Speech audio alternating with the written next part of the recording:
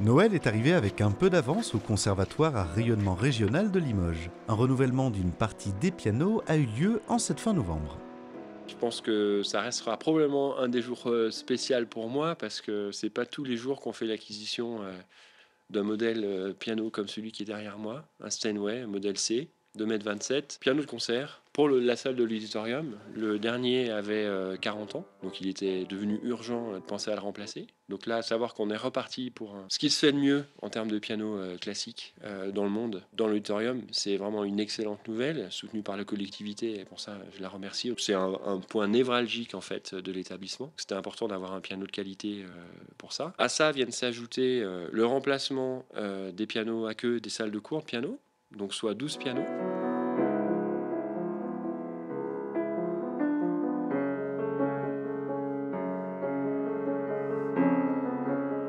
Et c'est un investissement lourd, hein. En moyenne, un piano, c'est 30 000 euros, un piano à queue. Donc quand vous en avez 12 à changer, ben, vous faites le calcul. Un budget annuel ne peut pas envisager de porter ces coûts. Donc il a fallu que la collectivité comprenne la démarche, accepte et nous soutienne à 100% dans cette démarche. Donc encore une fois, merci à elle. On est globalement sur un budget de 900 000 euros à peu près sur 2023 et 2024 du renouvellement du parc instrumental.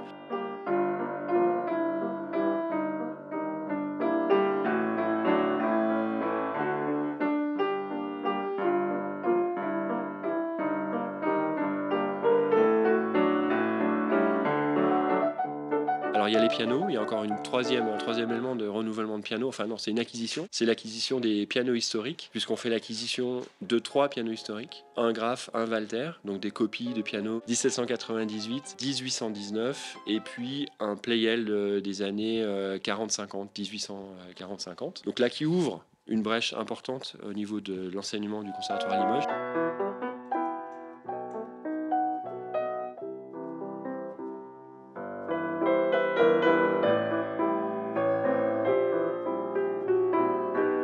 Le Pleyel, c'était un piano original, donc celui-là est d'époque.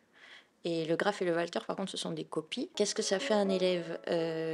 Bon, alors, le piano original, c'est un côté un peu magique, hein, de mettre les mains sur un instrument qui a dû être joué par je sais pas combien de grands pianistes avant nous. Et après, les autres pianos, les pianos historiques en général, ça permet d'avoir un autre aperçu sur le répertoire en général. Les compositeurs qui ont écrit à cette époque-là ont écrit pour ces pianos-là et pas pour ce piano-là. C'est un travail qui est assez différent parce que du coup, les indications sur la partition, on va les interpréter d'une façon un petit peu différente. Et ça va changer à la fois notre approche de la partition si on veut les jouer sur ces pianos historiques, mais aussi bien si on veut les jouer après sur le piano moderne. En même temps, il y a une vraie modernité à faire ça, puisque s'intéresser aux instruments anciens, c'est à la fois évidemment une démarche un peu muséale, mais qui va éclairer beaucoup l'interprétation sur les pianos modernes. La sonorité des pianos anciens séduit beaucoup les enfants, pour toutes les résonances, pour toutes les sonorités qui ne sont pas coutumières à leur oreille. Il y a une approche déjà qui est beaucoup plus instinctive. Et quand on essaye de transposer finalement l'enrichissement qu'apportent ces instruments sur les instruments modernes, il y a des petits déclics qui se font. Et la lecture de la partition en est beaucoup plus enrichie. Déjà, c'est une grande chance pour les élèves. Je pense qu'ils vont pouvoir affiner beaucoup plus les sonorités. Leur rapport à l'instrument va être certainement décuplé dans la notion de plaisir. C'est une grande chance et ça positionne le conservatoire à rayonnement régional de Limoges à un très haut niveau de performance dans ce niveau-là.